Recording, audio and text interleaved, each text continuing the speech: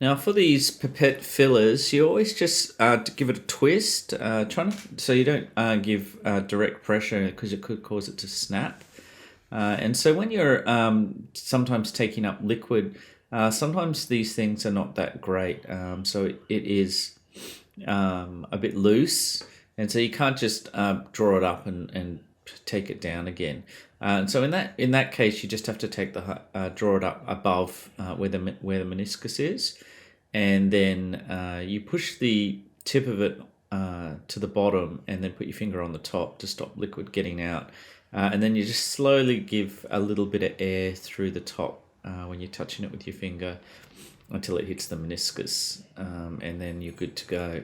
And so hold the pipette vertically, hold it to a 45-degree angle, and wait a couple of seconds. Now, for the most cases, you'll be using the bulb pipettes. And so a lot of them are broken in that the A valve doesn't work. So what you do is you squish that bulb when you open up either the S valve or the A valve. And then that will cause, once you open that S valve again, it'll want to expand out, so it'll suck the liquid upwards when you click the S. And then if you click on the E valve, that releases the pressure, the vacuum, and lets the water go down, the liquid go down. Okay. And again, if it's not working, and this one's the opposite, in that it sort of, sometimes the valves are a bit leaky and it keeps on sucking up.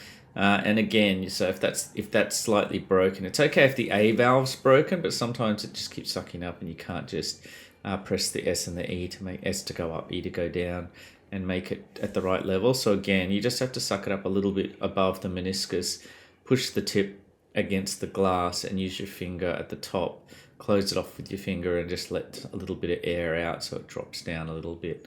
And then again, you just release the liquid just as before, which is holding it vertically at a 45-degree angle and waiting for a couple of seconds when it's all out for that last remaining liquid, and whatever's left in the pipette is meant to be in the pipette.